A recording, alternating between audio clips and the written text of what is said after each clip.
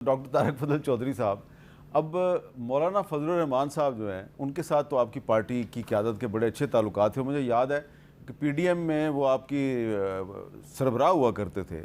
تو اب میرے سامنے آپ کی بھی آج سٹیٹمنٹ ہے، آپ کی بھی ہے، رانا ثناء اللہ صاحب، خواجہ آصف صاحب، عطاء اللہ تارڑ صاحب، حنیف عباسی صاحب، سب نے، احسن اقبال صاحب نے آج مل جل کر مولانا صاحب کی بڑی مذمت کر دیا. تو آپ اگر مولانا فضل الرحمان صاحب کے ساتھ بھی معاملات اپنے ٹھیک نہیں رکھ سکتے تو ان کے ساتھ، کشمیریوں کے ساتھ کیسے کریں گے ٹھیک؟ دیکھیے میر صاحب، مولانا صاحب کی ذات سے کسی کو کوئی ایشو نہیں ہے، لیکن اس سوچ سے ضرور ایشو ہے کہ جس سے شہداء کی فیملی کی، ان کی تضحیک ہو. دیکھیے جو ادارہ ہے نا فوج کا، یہ پاکستان کی بقا، ہماری وقار اور ہماری سلامتی کی علامت ہے. اور میں سمجھتا ہوں کہ جس طرح آج ہم اپنے گھروں میں بیٹھے ہیں، اس میں جو جوانوں اور افسروں کی جو شہادتیں ہیں اور لازوال قربانی ہیں، ان کا بہت بڑا عمل دخل ہے. اور یہ وہ شہداء ہیں کہ جن کی جسد خاکی جب ان کی لاشیں گھر جاتی ہیں، جوان افسروں کی اور جوانوں کی، تو ان کی مائیں کہتی ہیں کہ میرا دوسرا بیٹا ہو تو میں اس وطن پہ قربان کروں گی، پاکستان پہ. باپ اپنی جوان بیٹی کی لاش وصول کر کے کہتا ہے الحمدللہ بیٹا تم نے میرا سر فخر سے بلند کر دیا. ایک اور بات میں آپ کو بتاتا ہوں کہ یہ دنیا کے تمام سائیکیٹرسٹ جو ہیں، ان کا یہ مسلمہ اور مانی ہوئی ان کی یہ بات ہے کہ دنیا کے ہر دکھ کا مداوع ہو سکتا ہے، لیکن وہ دکھ کہ جس نے اپنی اولاد کو کھویا ہو، اس کا کوئی مداوع نہیں ہے اس دنیا میں. اس کو وقت بھی اس کو ہیل نہیں کر سکتا. ٹھیک ہے. تو آپ ان کے والدین کے جو اپنے دل کے اوپر اتنا بوجھ ہے، ان کو آپ تمسخر اڑائیں، ان کو مذاق اڑائیں کہ یہ تنخواہیں لیتے ہیں یا فلاں کرتے ہیں. ہم اس سوچ کے خلاف ہیں. ان کی تکریم قوم پہ واجب ہے، اور اس سے ڈبل ٹرپل تنخواہ دے کے آپ کسی کو کہیں کہ تم ان حالات میں اپنی جان کا نذرانہ پیش کرو، ہر بندہ نہیں کر سکتا. یہ ایک جذبہ ہے جو اللہ کا شکر ہے پاکستان کی افواج میں ہے، ہمارے افسروں جوانوں میں ہے، اور مسلمان کے اندر اللہ تعالیٰ نے یہ ایک شہادت کا جذبہ رکھا ہے. عوام میں بھی ہے. میں نے اسی لیے یہ نام لیا. اور پاکستان کی تمام پولیٹیکل پارٹیز کے جو لیڈر ہیں انہوں نے بھی جانیں قربان کیے ہیں. پیپلز پارٹی بھی ہے، مسلم لیگ نون بھی ہے، اور جے یو آئی بھی ہے، اے این پی بھی ہے، سب پارٹی وہ بالکل اس میں دیکھیں. اسی لیے میں نے کہا ہے کہ یہ بات جو ہے یہ ہر طرح کی سیاسی وابستگی سے بالاتر ہو کے، ہر طرح کی لائکنگ ڈس لائکنگ سے بالاتر ہو گیا. آپ کا کسی سے اختلاف ہو سکتا ہے تو آپ ضرور کریں، لیکن یہ جو چیپٹر ہے جس میں شہداء کی جانوں کے نذرانے ہیں، ان کی قربانیاں ہیں، ان کے لیے میں سمجھتا ہوں کنٹروورشل بات جو ہے وہ کبھی بھی نہیں کرنی چاہیے. اچھا، تو اس کا مطلب یہ ہے کہ اب مولانا فضل الرحمان صاحب اور مسلم لیگ نون کے درمیان جو ماضی کے تعلقات ختم ہو گیا؟ یہ ہماری لیڈرشپ کا ان کے ساتھ بڑا ایک قریبی تعلق رہا ہے، اور ان کی ذات کے حوالے سے میں نے کہا ہے کہ ہم نے کوئی خدا نخواستہ ان کی کوئی تضحیک نہیں کی. نہ نام لے کے جو آپ میری اپنے ٹویٹ کا حوالہ دیا ہے، میں نے بھی ان کا نام نہیں لیا. اچھا، آپ نے اپنی ٹویٹ میں اپنا نام، ان کا نام نہیں دیا، لیکن میں نے اس سوچ کی بات کی ہے. لیکن خواجہ آصف صاحب جو ہیں انہوں نے نام سے شروع کیا ہے، اور آگے جا کے کہہ رہے ہیں کوئی شخص محض تنخواہ کے لیے اپنی جان نہیں دیتا، جان کی قربانی کے پیچھے کسی نظریے، عقیدے، فرض اور وطن سے گہری وابستگی ہوتی ہے. یہی آپ بھی کہہ رہے ہیں. اور پھر وہ آگے کہتے ہیں مولانا صاحب نے صرف ایک ادارے کو نہیں، ہزاروں شہداء، زخمیوں، بیواؤں، یتیم بچوں اور سوگوار والدین کے جذبات کو مجروح کیا ہے. احسن اقبال صاحب نے بھی یہی بات کی ہے کہ شہادت کا مقام کسی دنیاوی معاوضے سے کہیں بلند ہے. تنخواہ خدمت کا معاوضہ ہو سکتی ہے، لیکن جان کا نذرانہ کبھی کسی مالی قیمت میں نہیں تولا جا سکتا. تو علی ظفر صاحب، آپ کا کیا خیال ہے کہ واقعی مولانا فضل الرحمان صاحب نے ایک ایسی سٹیٹمنٹ دی ہے کہ جس کی آپ بھی مذمت کریں گے؟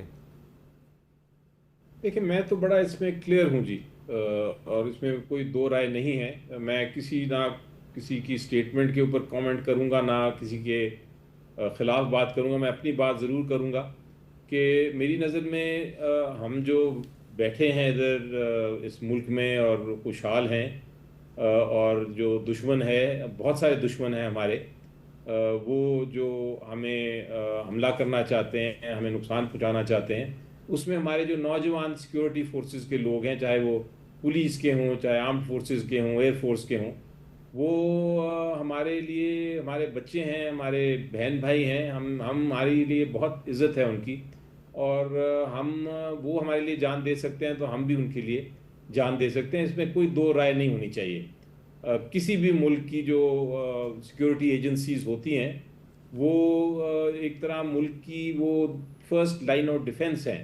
اور ہم جو سویلینز ہیں ہم بیٹھ کے اپنا کاروبار کرتے ہیں, ہم زندگی گزارتے ہیں, وہ سرحدوں پہ ہماری حفاظت کر رہے ہوتے ہیں. تو میرا خیال ہے کہ اس میں کوئی دو رائے نہیں ہونی چاہیے کہ آپ جو ہمارے شہداء ہیں, جو ہمارے لوگ ہیں, جو سیکیورٹی فورس کے لوگ ہیں جو محنت کر رہے ہیں, وہ اپنا پروفیشن اپنی جو اس کے مطابق جو ایکٹ کر رہے ہیں, وہ اس میں تو کوئی کسی کو حق نہیں ہے کہ ان کے خلاف کوئی بات کرے, جو بھی ہو, میں ہوں, آپ ہوں, کوئی اور ہو. لیکن ہاں, جہاں تک آپ کی اپنی ذاتی رائے ہے کہ کیا ہونا چاہیے سیاست میں, کیا ہونا چاہیے, آپ کی بلوچستان میں اگر کوئی ایشو ہے اس کو کس طرح ڈیل کرنا چاہیے, ٹیررزم کے خلاف کیا ہونا چاہیے, اس میں آپ اپنی رائے رکھ سکتے ہیں کہ کیا بیسٹ اسٹریٹجیز ہیں. لیکن آپ اس طرح اٹیک کسی کو کوئی نہیں کر سکتے, یہ ناجائز بات ہے. جی ناز بلوچ صاحبہ, آپ کا کیا خیال ہے اس معاملے میں؟ جی حامد میر صاحب, بالکل یہی جو علی ظفر صاحب بات کر رہے ہیں, حقیقت یہی ہے کہ ہم تو بند کمروں میں, اے سی والے کمروں میں, ٹھنڈے ماحول میں بیٹھ کر اور موسم کی سختیوں کو تو برداشت ہم نہیں کر رہے نا. جو فوجی جوان موسم کی سختیوں کو گرمیوں میں یا ٹھنڈے سخت موسم کے اندر جس طرح وہ 24 گھنٹہ اپنی فیملیز سے دور رہ کے, اپنے معصوم بچوں سے, اپنے ماں باپ سے, اپنے والدین سے, بزرگ والدین سے دور رہ کر جب ملک کا دفاع کر رہے ہوتے ہیں, تو میرا خیال ہے کہ یہ وہ احساس ہے, یہ وہ جذبہ حب الوطنی ہے, اور یہ وہ جذبہ شہادت ہے جس کی ہمیں قدر بھی کرنی چاہیے. اور اس کی جتنی بھی میں سمجھتی ہوں کہ ان کے والدین کے ساتھ جو شہداء کے والدین ہیں, ان کی کم از کم دل آزاری کرنے کا حق کسی کو حاصل نہیں ہے, کیونکہ یہ پیسوں سے یہ جذبہ نہیں آتا. تنخواہیں اس سے ڈبل ٹرپل جو ہے گنا وہ لوگ لیتے ہیں جو کہ بند اے سی والے کمروں میں بیٹھ کر جو ہے اپنے روزانہ کے 9 to 5 کی جاب بھی کرتے ہیں. لیکن وہ یہ شاید جذبہ ان کے اندر نہ ہوگا, یا شاید وہ اپنے بچوں سے, اپنی اولاد سے, اپنے والدین سے, اپنے بیمار والدین سے بھی دور رہنے کا وہ جذبہ جو ہے وہ ہمت حاصل نہیں کر سکتے. جبکہ فوجی جوان جو ہے وہ یہ سب کچھ کر رہا ہوتا ہے اپنے ملک کے لیے, اپنے وطن کی مٹی کے لیے. اور واقعی میں جو ان کی شہادتیں ہیں, ان کی جتنی بھی ان کی فیملیز کو ہم اس پہ خراج تحسین پیش کریں, الفاظ کم پڑتے ہیں. اور بالکل طارق فضل چودھری صاحب نے بھی صحیح بات کی کہ ان والدین سے پوچھیں جو اپنے اولاد کو کھوتے ہیں, وہ غم زندگی بھر ان کے ساتھ ہی رہتا ہے اور وہ جڑ جاتا ہے, ان کی ہر سانس کے اندر وہ صدمہ ان کے ساتھ چلتا رہتا ہے کہ انہوں نے اپنی اولاد کو کھویا ہے. تو یہ میرا خیال ہے موازنہ بہت غلط ہے کہہ دینا کہ وہ تنخواہ لیتے ہیں. تنخواہ تو سبھی لیتے ہیں, لیکن جتنی وفاداری کے ساتھ, جتنے ملک کے, اپنے ملک کی بقا کے لیے اور ملک کے پرچم کی خاطر, اور پھر اسی پرچم میں لپٹے ہوئے جب وہ جوان اپنے گھروں تک پہنچتے ہیں, تو میرا خیال ہے یہ وہ الفاظ ہیں, یہ وہ ایموشنز ہیں, یہ وہ جذبات ہیں جن کو مجروح کرنے کا ہم میں سے کسی کو بھی اختیار نہیں کہ ہم ان کے جذبات کو مجروح کریں. اچھا, تو طارق فضل چودھری صاحب, اب اس معاملے پہ مسلم لیگ نون, تحریک انصاف اور پیپلز پارٹی ایک پیج پہ مجھے نظر آ رہے ہیں مولانا فضل الرحمان صاحب کے بیان کے خلاف.